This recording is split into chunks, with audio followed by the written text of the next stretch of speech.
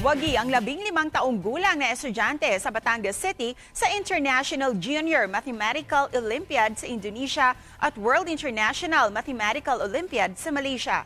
Kilalanin siya sa report ni Paul Hernandez ng GMA Regional TV, Balitang Southern Tagalog. Isang gintong medalya at tropeyo sa International Junior Mathematical Olympiad sa Indonesia plus 1 gold medal sa World International Mathematical Olympiad sa Malaysia equals World Champion. Stand out ang galing at tinik sa mathematics ng 15 anyos at grade 10 student na si RJ Felix ng Philippine Science High School, Calabarzon Region.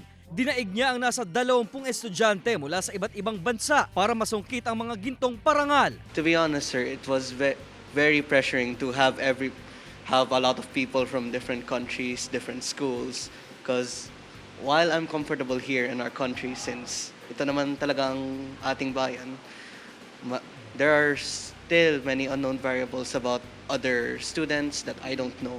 Review kung review at matinding mind conditioning ang pinagdaanan ni RJ sa tulong ng kanyang teacher at coach. Walang inurungan at kumasa sa mga math exercises. Since grade 7, nakita ko yung willingness to learn and yung seriousness na makuha niya yung awards na gusto niya makuha pagdating sa math competitions. Maliit pa lang daw, kinakitaan na ng hilig sa numero si RJ na panganay sa 3 magkakapatid. Minamani na lang ang mga math equation. Malaking bagay raw ang ibinibigay na suporta ng magulang sa tagumpay ng Batanggenyong batang henyo. Hindi ako nag-specify na kahit anong profession kay RJ.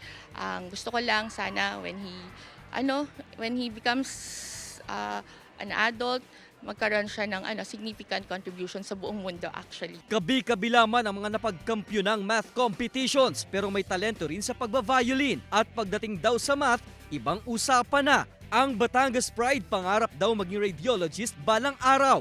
Pag meron kang gifts, bale wala naman pag hindi mo siya gamitin para sa ibang tao. We are defined by the people we affect. Next target ni RJ at ng coach niya ang pagsabak sa Philippine Math Olympiad at International Math Olympiad. Mula sa GMA Regional TV, Balitang Southern Tagalog, Paul Hernandez nagbabalita para sa GMA Integrated News.